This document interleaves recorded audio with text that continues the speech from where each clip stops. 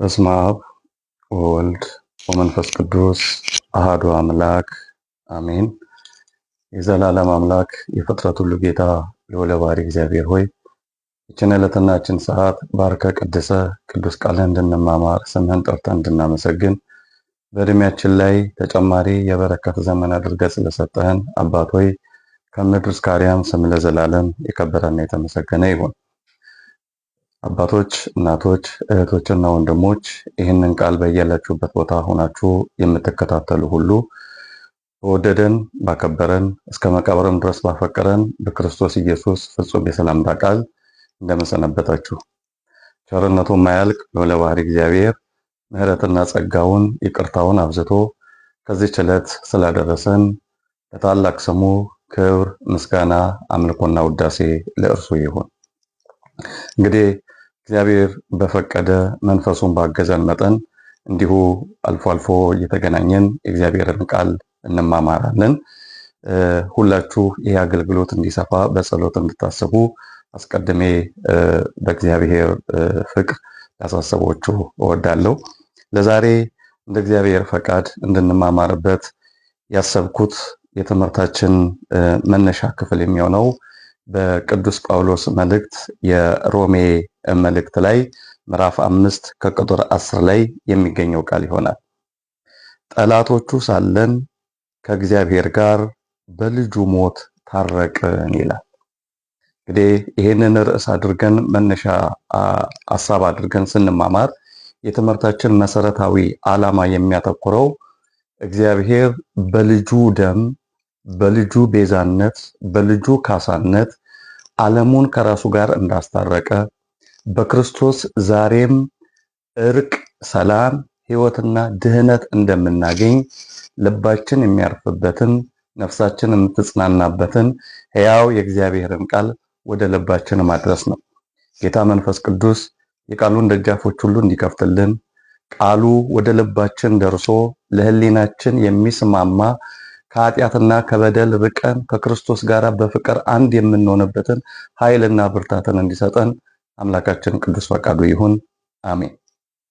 እንግዲህ ቅዱስ ጳውሎስ ይህንን መልእክት የጻፈው በመጀመሪያው መቶ ክፍለ ዘመን ለነበሩ አማኝ ክርስቲያኖች ነው። ያውም በሮሜ ለነበሩ ክርስቲያኖች ነው። በዚህ በሮም ውስጥ በወቅቱ ከተለያየ እምነት ወደ ክርስትና የገቡ ሰዎች ነበሩ። ከይሁዲ እምነት ክርስትናን የተቀበሉ ሰዎች ነበሩ፣ ወይም ጁዳይዝም የይሁዲ እምነት ይከተሉ የነበሩ። ሌሎች ደግሞ ከጣዖት አምልኮ የመጡ ከአሕዛብነት ወደ ክርስትና በወንጌል ፍቅር ተማርከው የገቡ ሰዎች ነበሩ። የተለያዩ ፍልስፍና ውስጥ የነበሩ ሰዎች ነበሩ። ታዲያ ቅዱስ ጳውሎስ ለነዚህ ሁሉ የእግዚአብሔርን ፍቅር፣ የእግዚአብሔርን ምሕረትና ይቅርታ፣ የእግዚአብሔር ቸርነት እንዴት ወደ ዓለም እንደመጣ እንዴት ከእግዚአብሔር ጋር ህብረትን እንደፈጠርን ሊገልጽ ይህንን ቃል ተጠቅሞታል። ጠላቶቹ ሳለን ከእግዚአብሔር ጋር በልጁ ሞት ታረቅን ይላል። እንግዲህ ልብ በሉ፣ ሁለት ጸበኞች ሲኖሩ ሁል ጊዜ በዳይ ነው የሚክሰው፣ በዳይ ነው ስጦታ የሚያመጣው። ይቅርታን ለማግኘት ሰላምን ለማውረድ ለተበደለው ሰው በዳዩ ፍጹም ይቅርታን ለማድረግ እንዲደረግለት የሚገባውን ካሳ ሁሉ ይከፍላል። እግዚአብሔር ግን ያደረገው ተቃራኒውን ነው። እኛ በዳዮች ሆነን ሳለን፣ ጠላቶቹ ሆነን ሳለን እግዚአብሔር ግን በልጁ ሞት ከኛ ጋር ታረቀ ነው የሚለው ቅዱስ ጳውሎስ። ስጦታ አድርጎ የሰጠው ምትክ የሌለውን፣ አምሳያ የሌለውን፣ በመልክ የሚመስለውን፣ በባህሪ የሚተካከለውን አንድያ የበኩር ልጁን እግዚአብሔር ለዓለም ሰጠ። እኛ መካስ ሲገባን፣ እኛ ስጦታ ማቅረብ ሲገባን፣ እኛ ምሕረትና ይቅርታውን ደጅ መጥናት ሲገባን፣ እግዚአብሔር ግን ለወደቅነው ለኛ፣ ለአመፀኞቹ ለኛ፣ ጠላት ለሆንበት ለኛ በአንድ ልጁ በኢየሱስ ክርስቶስ ቤዛነት ዓለሙን ከራሱ ጋር አስታረቀ። በልጁ ሞት ዓለም ሕይወት አገኘ። በልጁ ስቃይ መከራ ዓለም እረፍትና መጽናናትን አገኘ። እሱ መራራ ሐሞትን ጠጥቶ ጣፋጭ ደሙን ለኛ ሰጠን። የሾህ አክሊል ደፍቶ የብርሃን ዘውድን አቀዳጀን። ወደ ጨለማ መቃብር ወርዶ ወደሚደነቅ ብርሃን አሻገረን። እሱ የባሪያን መልክ ይዞ ለኛ ግን የንጉስ ካህናት የምንሆንበትን የርስቱ ወራሾች የምናገኝበትን ስልጣን እግዚአብሔር በልጁ በኢየሱስ ክርስቶስ በኩል ሰጠን። ክብር ለአምላካችን ይሁን። ቅዱስ ጳውሎስ ይህንን ነው ሊናገር የፈለገው። በደለኞች ሆነን ሳለን ነው የሚለው። እንግዲህ ጠላቶቹ ሆነን ሳለን እግዚአብሔር በልጁ ሞት ነው የታረቀን። ወገኖቼ የእግዚአብሔር ቃል ጊዜ የሚሽረው ቦታ የሚገድበው አይደለም። ይሄ ቃል ምናልባት ከተነገረ ብዙ ዘመን አልፎታል፣ 2000 ዓመት አልፎታል። የእግዚአብሔር ቃል በመንፈስ ቅዱስ ኃይል የተነገረ ስለሆነ ዛሬም ሕያው ነው። ቦታ የሚገድበው ጊዜ የሚጋርደው አይደለም። ላንተም ላንቺም ለኔም ለሁሉም የሚሰራ ቃል ነው። እግዚአብሔር በልጁ ሞት ዛሬም ድረስ እርቁ ይሰራል። አንድ ጊዜ የፈሰሰው ደም ዛሬም ምሕረትና ይቅርታ ስናገኝበት እንኖራለን። ክርስቶስ በመስቀል ላይ የከፈለልን የቤዛነት ሥራ ዛሬም ከእግዚአብሔር ጋር እርቅ የምናደርግበት በአንድ ልጅ በኢየሱስ ክርስቶስ ደም ማረኝ ይቅር በለኝ እያለን የምንታረቅበት ሕያው መዳኛችን ነው። ክብር ለአምላካችን ይሁን። ለዚህ ነው በወንጌል ላይ ስንመለከት ዮሐንስ 3:16 ላይ በእርሱ የሚያምን ሁሉ የዘላለም ሕይወት እንዲኖረው እንጂ እንዳይጠፋ እግዚአብሔር አንድያ ልጁን እስኪሰጥ ድረስ ዓለሙን እንዲሁ ወዷልና። ዓለም በልጁ እንዲድን ነው እንጂ በዓለም እንዲፈርድ እግዚአብሔር ልጁን አላከውም። በእርሱ የሚያምን አይፈረድበትም። በእርሱ የማያምን ግን በአንድ ልጁ ስላላመነ አሁን ተፈርዶበታል ይላል ዮሐንስ 3:16 ጀምሮ ስናነብ። እንግዲህ ወገኖቼ እግዚአብሔር አንድያ ልጁን እስኪሰጥ ነው የሚለው። ስጦታ፣ ድንቅ ስጦታ አድርጎ ነው እግዚአብሔር ለጠላቶቹ ልጁን የሰጠው።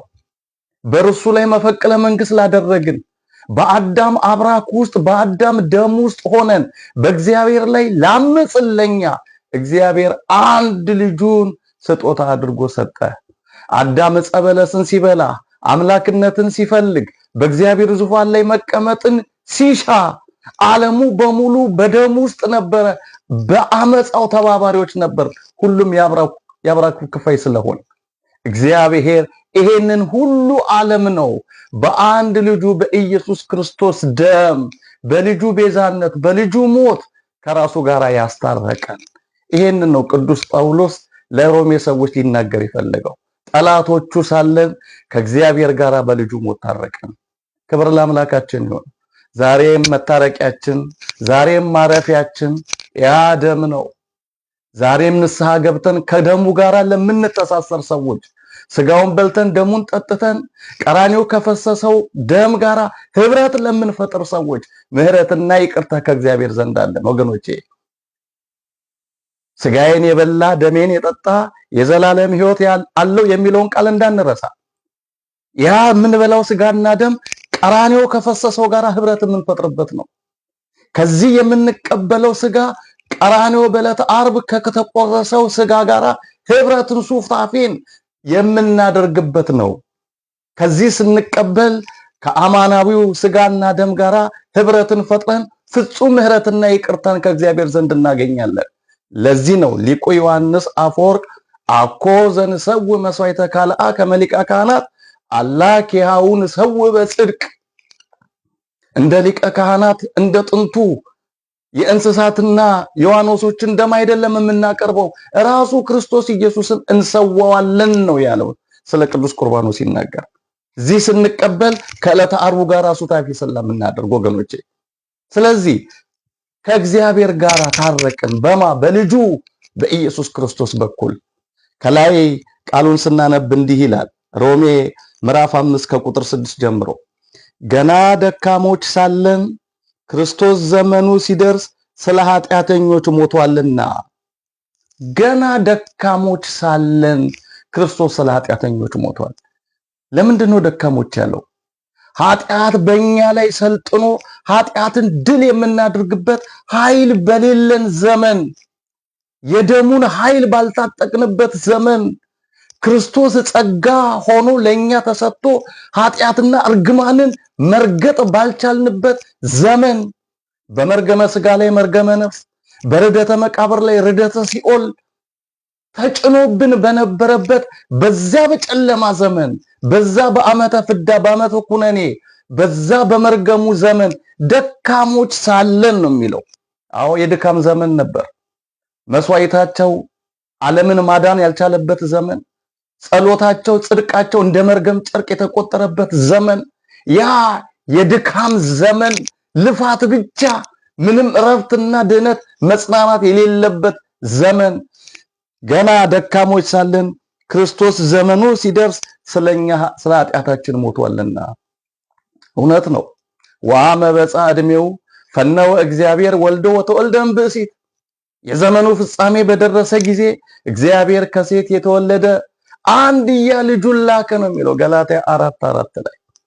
ደካሞች በነበርንበት ዘመን ሸክማችንን ሊያቀል፣ ከስብራታችን ሊጠግን፣ እንባችንን ሊያብስ፣ ከውድቀታችን በክብር ሊያነሳን እግዚአብሔር አንድያ ልጁን ወደ ዓለም ላከ።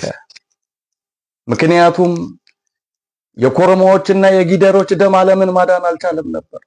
የዋኖሶችና የርግቦች መስዋዕት ለሰዎች ጽድቅን ማምጣት አልቻለም ነበር። የቤተ መቅደሱ የድንኳን ውስጥ አገልግሎት አዳምን ከውድቀቱ አንስቶ ወደ ክብር ማሻገር አልቻለም ነበረ። ለዚህ ነው ነብዩ ሁላችን እንደ ርኩስ ሰው ሆን ጽድቃችንም እንደ መርገም ጨርቅ ተቆጠረብን ያለው ኢሳይያስ 64:6 ላይ። ኃጢአታችን እንደ መርገም ጨርቁ ተቆጠረብን አላለም። ጽድቃችን ያጸድቀናል ያልነው ነገር፣ ያድነናል ያልነው ነገር፣ ከእግዚአብሔር ጋር እንታረቅበታለን ያልነው ነገር፣ መስዋዕታችን፣ ዕጣናችን፣ ጸሎታችን፣ ሱባኤያችን ሁሉ እንደ መርገም ጨርቅ እንደ ምናምንቴ ነገር ተቆጠረብን፣ እንደ ቆሻሻ ሆነብን። ለዚህ ነው ልበ አምላክ ቅዱስ ዳዊት ተስፋ ለቆረጠው ሕዝብ ፈኑ እዴከ እማርያም፣ አቤቱ ክንድህን ከአርያም ላክልን፣ ወድቀናል ክንድህ ክርስቶስ ያንሳን እያለ ደጅ ሲጠና የነበረው። በሌላም ቦታ ላይ ፈኑ ብርሃነከ ወጽድቀከ እማንቱ ይምርሃኒ ወይሰዳኒ ውስተ ደብረ መቅደስከ መዝሙር 42:8 ላይ አቤቱ ብርሃንና ጽድቅህን ላክልን፣ እርሱ መርቶ ወደ ቅድስና ተራራ ይውሰድን ይሉ ነበረ። ብርሃን የተባለው ክርስቶስ ነው።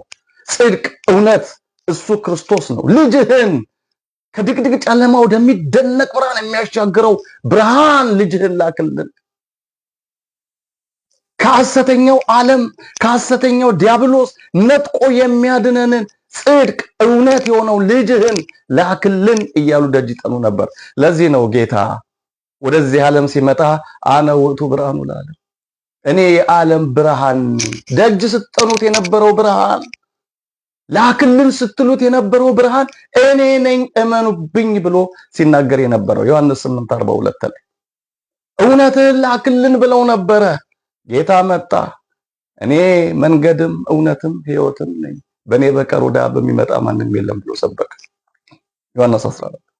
እንግዲህ ልብ በሉ፣ እግዚአብሔር በዚህ አይነት መልኩ ነው ጠላቶቹ ሆነን ሳለን በልጁ ከኛ ጋር የታረቀው። በጨለማ ለነበርነው ብርሃን ሰጥቶ ታረቀን። በሐሰተኛ ዓለም ውስጥ በድቅድቅ ጨለማ በሐሰተኛው የሐሰት አባት በነበረው በዲያብሎስ ተይዘን ለነበርነው ጽድቁን እውነቱን ልጁ ክርስቶስን ልኮ ከራሱ ጋር ታረቀን። ይሄ ብርሃን ዛሬም ለኛ ይሰራል ወገኖቼ። ክርስቶስ ታሪክ አይደለም፣ ሕይወት ነው። ስለ ክርስቶስ ሲነገር በሩቅ እንዳትመለከቱ ወገኖቼ። ለኔም ነው በሉ። የደማው ለኔ ነው፣ የቆሰለው ለኔ ነው፣ የተሰቀለው ለኔ ነው። ያ ፍቅር ዛሬም ለኔ ይሰራል። ደሙ ዛሬም ለኔ ይሰራል። ቤዛነቱ ዛሬ ለኔም ይሰራል እንበል። ክርስቶስ እንደ በጎች ደም፣ እንደ ዋኖሶችና እንደ ርግቦች፣ እንደ ጊደሮችና እንደ ኮርማዎች መስዋዕት ያለ መስዋዕት አይደለም። አንድ ጊዜ ተሰውቶ የሚያበቃ አይደለም። ዛሬም ነገም ወደፊትም ሕያው ሆኖ ከእግዚአብሔር ጋር የምንታረቅበት ሕያው መዳኛችን ነው። እንዲህ ነው የሚለው መጽሐፍ ቅዱስ እዛው ወረድ ይልና ስለ ጻድቅ የሚሞት በጭንቅ ይገኛል፣ ስለ ቸር ሰው ግን ሊሞት እንኳን የሚደፍር ምናልባት ይገኝ ይሆናል። ነገር ግን ገና ኃጢአተኞች ሳለን ክርስቶስ ስለኛ ሞቷልና እግዚአብሔር ለኛ ያለውን የራሱን ፍቅር ያስረዳል። የሚገርም ነው። ስለ ጻድቅ ሰው የሚሞት በጭንቅ ይገኝ ይሆናል። ስለ ጽድቁ ልሙትለት፣ ዋጋ ልክፈልለት፣ ይሄ ሰው እኮ በጎ ነው ብሎ ምናልባት አንድ ሰው ስለ አንዱ መልካም ሰው ከሆነ የህይወት ዋስትና ዋጋ ሊከፍልለት ይችላል። ለቸር ሰው የሚሞት ምናልባት ይገኝ ይሆናል። በጎነቱን እያሰበ ቸርነቱን እያሰበ መጥፎ ነገር ቢገጥመው ስለሱማ እኔ ህይወቴን ልክፈል ሊል ይችላል ሰው። ለኃጢአተኛ ግን ማንም አይሞትም። ለነውረኛ ለበደለኛ ግን ማንም ህይወቱን አሳልፎ የሚሰጥ የለም። ግን ቅዱስ ጳውሎስ ምንድነው የሚለው? ኃጢአተኞች ሳለን ክርስቶስ ስለኛ ሞቷልና ስለኛ ራሱን አሳልፎ ሰጥቷልና እግዚአብሔር ለኛ ያለውን ፍቅር በዚህ ያስረዳል። የሚገርም ፍቅር ነው። ኃጢአተኞችን እግዚአብሔር እንዲሁ ወደደ። በደለኞችን ከነነውራችን እግዚአብሔር ወደደ።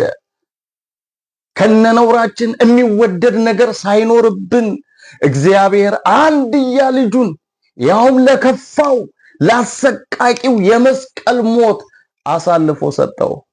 ወገኖቼ አምላኬ አምላኬ ለምን ተውከኝ እያለ ሲጣራ አባቱ ዝም ያለው እንደዛ የጨከነበት እኛን ፍሬ አድርጎ ሊሰጠው ስለፈለገ ነው። ብዙ ጊዜ ክርስቶስ ወደ አባቱ ሲጸልይ አባቱ ወዲያው መልስ ይሰጠዋል። አልዓዛር መቃብር ላይ ቆሞ አባቶይ ሰማይን ብሎ ጸለየ። አባቱ ሰማው። ስለሰማኝ አመሰግናለሁ አለ። አልዓዛርን ከመቃብር ውጣ ብሎ ከመቃብር አስነሳው። 5 እንጀራና 2 ዓሣ ሲባርክ አይኖቹን ቀና አድርጎ ጸለየ። አባቶይ ሰማኝ አለ። ስለሰማኝ አመሰግናለሁ አለ። በ5 እንጀራና በ2 ዓሣ 5000 ሰዎችን መገበ። መስቀል ላይ ሆኖ ግን ኤሎሄ ኤሎሄ ኤለማስ ላማ ሰበቅታኒ አምላኬ አምላኬ ለምን ተውከኝ እያለ ሲጠራ አባቱ ዝም ነው ያለው። ዝም ምን ያለው? መልስ አልሰጠም። ሲሞት፣ ሲሰቃይ፣ ሲደማ፣ ሲቸነከር፣ ሲገረፍ፣ ሲጎተት፣ ምራቅ ሲተፋበት፣ ሲሰደብ አባቱ ዝም ነው ያለው። ለምን?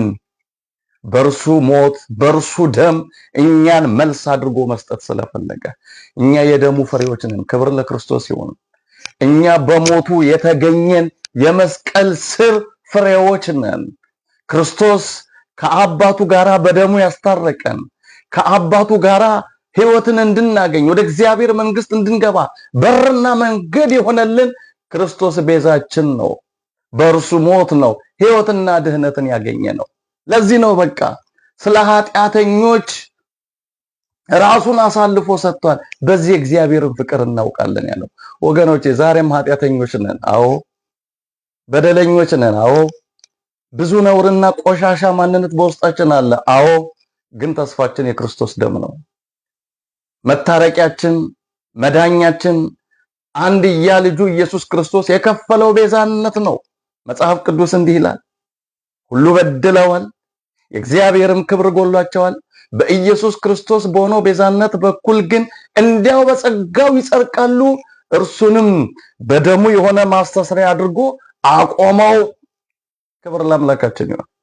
ሮሜ ምዕራፍ 3 ከቁጥር 23 እስከ 25 ላይ ሁሉ በድለዋል፣ ነገደ ሴም፣ ነገደ ካም፣ ነገደ ያፌት፣ የአዳም ዘር በሙሉ ሁሉ በድለዋል፣ የእግዚአብሔርም ክብር ጎሏቸዋል። በጽድቃቸው በመስዋዕታቸው መዳን አልቻሉም። ነገር ግን በኢየሱስ ክርስቶስ በሆነው ቤዛነት በኩል በተከፈለው መስዋዕትነት፣ በፈሰሰው ደም፣ በመስቀል ላይ ባደረገው የእርቅ አገልግሎት ሁሉ በኢየሱስ ክርስቶስ ቤዛነት በኩል እንዲያው በጸጋው ይጸድቃሉ። እንዲያው በጸጋ እንዲሁ በተደረገ ስጦታ። እኛ ከፍለን አይደለም፣ እሱ ከፍሎልን። እኛ ደክመን አይደለም፣ ልጁ ደክሞልን። እኛ ዋጋ ተቀብለን አይደለም፣ ክርስቶስ የመስቀል ላይ መከራን ተቀብሎ እንዲሁ በጸጋው ይጸድቃሉ ካለ በኋላ እርሱንም በደሙ የሆነ ማስተስሪያ አድርጎ አቆመው። ልብ በሉ ምን ማለት ነው? ሕያው አድርጎ አቆመው። ዛሬም ድረስ እንዲሰራ ዓለም እስክታልፍ ድረስ ዓለም ሁሉ እንዲድንበት ሕያው መታረቂያ አድርጎ አቆመው። ክብር ለአምላካችን ይሁን። ለዚህ ነው በቃ ቅዱስ ጳውሎስ እየነገረን ያለው እግዚአብሔር በልጁ ሞት ታረቀን ጠላቶቹ ሳለን። እንግዲህ ጠላት መባል የነበረበት አዳምና ሔዋን ናቸው። ቅዱስ ጳውሎስ ግን እኛንም ጨምሮ ነው የሚናገረው። በአዳም በደል ውስጥ አብረን ነበርን። በአዳም በረከት ውስጥ አብረን እንደነበርን አዳም ሲመረቅ ብዙ ተባዙ ምድርንም ሙላት ተብሎ ሲመረቅ በአብራክ ውስጥ ሆነን ተመርቀን ዛሬም ድረስ ምርቃቱ እንደሚሰራ ዛሬም እየተባዛን በረከትን ልጆችን ፍሬን እንደምናገኝ በዛ ምርቃት